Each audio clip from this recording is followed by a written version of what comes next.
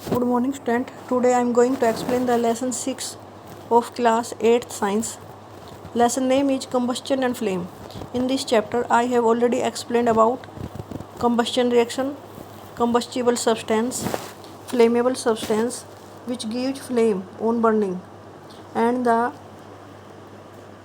different zone of candle flame, like the outermost zone which is of complete combustion, ये सबसे ज़्यादा गर्म होता है। Middle zone of partial combustion yellow colour का होता है और ये मॉडरेट हॉट होता है। इनर मोस्ट जोन ऑफ जो कैसा होता है, लीस्ट हॉट, सबसे कम गर्म होता है, क्योंकि यहाँ अनबर्नट वैक्स होता है। तो ये वाली पिक्चर आपको डायग्राम में एक्सरसाइज में भी बनानी है, तो ध्यान रखना कि ये इम्पोर्टेंट है आपका। फ्लेम, कैंडल फ्लेम बनानी कई बार आ जाती है एग्जाम में।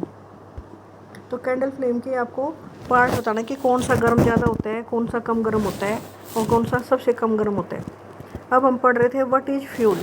आइडियल फ्यूल के बारे में मैंने आपको बताया था, a fuel which is easily available, easily store, we can store them easily and have high calorific value, जिसको जलाने पर वो ज़्यादा हीट प्रोड्यूस करे। अगर हम 1 किलोग्राम या 1 लीटर उसे जलाएँ तो ज़्यादा से ज़्यादा हीट प्रोड्यूस करे। और जो एनवायरनमेंट फ्रेंडली हो, एनवायरनमेंट को कम पोल्यूट करे, वो एक आइडियल फ्यूल है। जैसे एलपीजी गैस, सीएनजी गैस। अब बोलते हैं ना कि व्हीकल्स में सीएनजी लगाओ, क्योंकि वो कैसी है, क्लीनर फ्यूल आती है, वो रेजिड्यू कोई बेकार चीज़ नहीं छोड़ती है अवशेष के रूप में जब वो जलती है। तो फ्यूल एफिशिएंसी, अब हम पढ़ रहे हैं फ्यूल एफिशिएंसी के बारे में। अगर हमें पानी गर्म करना पड़े तो क्या चीज़ यूज करोगे आप? काओ डंग केक यूज करोगे, कोल, एलपीजी? तो आप शायद यही बोलोगे एलपीजी, क्योंकि अब तो लिक्विड पेट्रोलियम गैस ही यूज होते हैं अधिकतर। कुछ लोग लकड़ी यूज करते हैं, लकड़ी आसानी से मिल जाती है और रिन्यूएबल सोर्स है, लेकिन ज़्यादा मात्रा में क्या छोड़ती है, धुआं छोड़ती है और ज़्यादा लकड़ियाँ जलानी पड़ती हैं। The amount of heat energy produce on complete combustion of 1 kilogram of fuel, 1 kilogram fuel जब जलाया जाए तो जितनी मात्रा में हीट एनर्जी निकलती है उसे उसकी कैलोरीफिक वैल्यू बोलते हैं। The amount of heat energy released on complete combustion of 1 kilogram of fuel is called calorific value. The calorific value is expressed in unit, उसकी यूनिट क्या होगी? किलो जूल पर किलोग्राम। आगे एक्सरसाइज में question भी आएगा कि आप यूनिट क्या होगी कैलोरीफिक वैल्यू की, तो क्या है, किलो जूल पर किलोग्राम। इसे लर्न कर लो। एक ये टेबल दे रखी है, इसमें डिफरेंट फ्यूल दे रखे हैं। काओ डंग केक अगर उसे 1 किलोग्राम जलाएं तो कितनी हीट पैदा करता है वो? 6000 से 8000 किलो जूल। वुड को 1 किलोग्राम जलाने पर 17000 से 22000 किलो जूल हीट पैदा करता है। Coal, petrol, kerosene, diesel, methane, CNG, LPG, ये कई तरह के फ्यूल हैं। इसमें कुछ तो सॉलिड हैं, जैसे काओ डंग, वुड, कोल, ये भी सॉलिड फ्यूल है। पेट्रोल, केरोसिन, ये लिक्विड फ्यूल है। डीजल, मीथेन, सीएनजी, ये गैसियस फ्यूल है। तो इनको जलाने के बाद कितनी हीट पैदा होती है? 1 किलोग्राम अगर जलाएं तो ये दे रखी है। इसमें हाईएस्ट क्या है, 50,000 और 55,000। तो एलपीजी को जलाओगे तो 55,000 किलो जूल हीट पैदा करेगी पर किलोग्राम। सो बेस्ट कौन सी हुई? एलपीजी। और सीएनजी को जलाओगे तो 50,000, मीथेन को 50,000 और हाइड्रोजन देखो 1,50,000। लेकिन इसे हम फ्यूल के रूप में यूज घरों में नहीं कर सकते, क्योंकि एक कंबस्टिबल फ्यूल कैसा है, ये एक्सप्लोजिव फ्यूल है। ये एक्सप्लोजन पैदा करता है, धमाके के साथ जलती है, तो इसे हम फ्यूल के रूप में घरों में यूज नहीं कर सकते।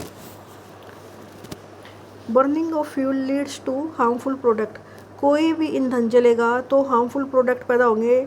कार्बन फ्यूल, जिसके अंदर कार्बन होता है, जैसे wood, coal, petroleum release unburned carbon, वो बिना जले हुए कार्बन के पार्टिकल पैदा करते हैं। और ये जो फाइन पार्टिकल हैं, बहुत छोटे छोटे पार्टिकल हैं, जब ये हमारी रेस्पिरेटरी सिस्टम, नाक के द्वारा लंग्स में चले जाते हैं तो अस्थमा बीमारी पैदा करते हैं। Incomplete combustion of these fuel give carbon monoxide. अब तुम्हें पता है अधिकतर फ्यूल में कार्बन होता है, जब वो जलेगा अगर उसे प्रॉपर ऑक्सीजन मिल गई तो कार्बन डाइऑक्साइड निकलेगी, लेकिन अगर प्रॉपर ऑक्सीजन नहीं मिली तो कार्बन मोनोऑक्साइड गैस में बन जाएगी, ऑक्सीजन कम मिली तो। और ये क्या है, पॉइजनस गैस है। अगर इसे हम रूम बंद करके जलाएं किसी भी फ्यूल को तो कार्बन मोनोऑक्साइड गैस बन जाती है और ये जहरीली गैस होती है, जिससे लोग मर सकते हैं, उनका सांस घुट जाता है। उन्हें ऑक्सीजन ना मिलने के कारण क्या होता है, वो सोते सोते ही मर जाते हैं। Combustion of most fuel release carbon dioxide. अधिकतर वैसे जब फ्यूल जलता है तो कार्बन डाइऑक्साइड गैस निकलती है, और ज़्यादा मात्रा में जब कार्बन डाइऑक्साइड एयर में बढ़ जाती है तो ग्लोबल वार्मिंग का कारण बनती है। ग्लोबल वार्मिंग क्या है? It is the rise in temperature of atmosphere of the earth. Earth का टेम्परेचर जो लगातार बढ़ रहा है, अर्थ के चारों तरफ तुम्हें पता है एयर है, एयर का टेम्परेचर लगातार बढ़ रहा है एटमॉस्फेयर में, और इससे it cause melting of polar glacier. Poles पे जो बर्फ़ जमी है वो पिघलने लग जाती है, which leads to rise in water in sea level causing floods. इससे बाढ़ आती है in coastal area. Low lying coastal area में इवन बी परमानेंटली सबमर्ज्ड। कई देश ऐसे हैं, एक आधा छोटा छोटा देश जो पहले कोस्टल एरिया में मतलब समुद्र के किनारे था, वो अब डूब चुका है पूरी तरह से समुद्र में, क्योंकि सी का लेवल बढ़ रहा है। रीजन ये ग्लोबल वार्मिंग है उसके पीछे। Burning of coal and diesel release sulphur dioxide gas. कोयला और डीजल जलाते हैं तो सल्फर डाइऑक्साइड गैस निकलती है। It extremely suffocating and corrosive gas. ये सफोकेशन पैदा करती है, इसमें सांस लेना ठीक नहीं है, इससे बीमारियां पैदा होती है। More over petrol engine give of gaseous oxide of nitrogen. Petrol जलेगा तो नाइट्रोजन के ऑक्साइड निकलेंगे। ये ऑक्साइड ऑफ सल्फर और नाइट्रोजन क्या करेंगे? रेन वाटर को एसिडिक बना देते हैं। जब ये ऑक्साइड ऑफ सल्फर और नाइट्रोजन पानी के साथ मिल जाते हैं तो एसिड बनाते हैं और कारण बनाते हैं एसिड रेन का। It is very harmful for crops. इससे जो उपज है वो ख़राब हो जाती है। बिल्डिंग जो हमारे मोन्यूमेंट्स हैं उस पर अगर ये एसिड रेन गिरती है तो उसे येलोइश कर देती है, उसका जो मार्बल है वो ख़राब कर देती है, मिट्टी को एसिडिक बना देती है, और एसिडिक मिट्टी में क्रॉप ढंग से पैदा नहीं होती। इसीलिए हमें डीजल पेट्रोल फ्यूल इनको ऑटोमोबाइल्स में कम से कम यूज करना चाहिए। इसके प्लेस पर CNG compressed natural gas use करनी चाहिए, क्योंकि ये क्लीनर फ्यूल है। ये एक तो हार्मफुल जो प्रोडक्ट है वो बहुत ही स्मॉल अमाउंट में पैदा करती है, तो सीएनजी को इसीलिए क्लीनर फ्यूल कहते हैं, क्योंकि it produce harmful product in very small quantity. ये आपका चैप्टर कंप्लीट हो गया। इसमें आपको ये जो कीवर्ड हैं ये भी अपनी कॉपी में राइट डाउन करने हैं। Acid rain, calorific value, combustion, deforestation, explosion, flame, fire extinguisher, fuel, fuel efficiency, global warming, ideal fuel, ignition, temperature, inflammable substance. ये जो कीवर्ड हैं इससे आपको जो डिफ़िकल्ट वर्ड हैं वो लिखने आ जाएंगी, आपको इनकी स्पेलिंग्स याद हो जाएगी। तो स्पेलिंग याद करके तब आपने ये कीवर्ड लिखने हैं।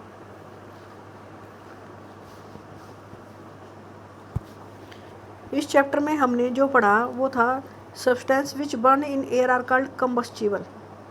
Oxygen is essential for combustion. इसकी कुछ की पॉइंट है जो हमें पता होने चाहिए। पूरे चैप्टर की समरी एक तरह से। जलने के लिए ऑक्सीजन की जरूरत होती है। During the process of combustion heat and light are given out. Ignition temperature is the lowest temperature at which a combustible substance catch fire. Ignition temperature पता है आपको कि लोएस्ट टेम्परेचर हमें देना पड़ता है उस सब्सटेंस को जलाने के लिए, थोड़ी देर तक उसे गर्म करना पड़ता है तब वो उसमें आग लगती है। इनफ्लेमेबल सब्सटेंस है वेरी लो इग्निशन टेम्परेचर।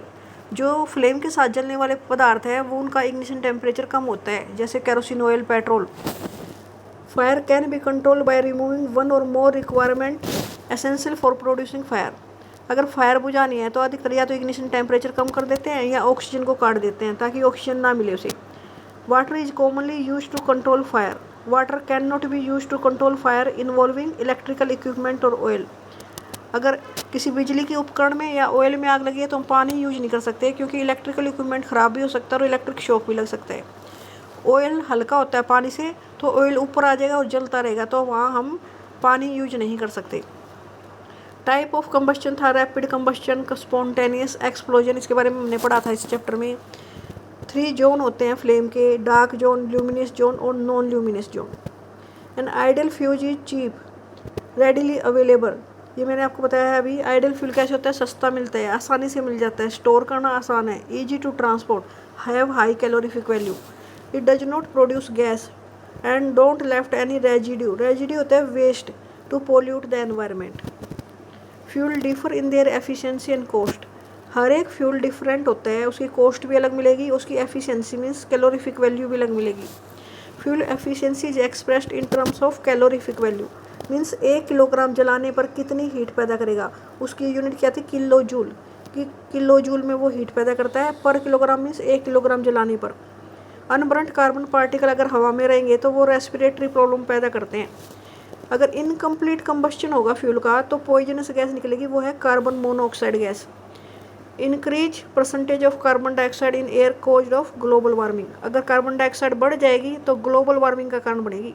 क्या हो जाएगा, उससे हमारे एटमॉस्फेयर का टेम्परेचर बढ़ जाएगा। Oxide of sulphur and nitrogen produce by burning of coal diesel.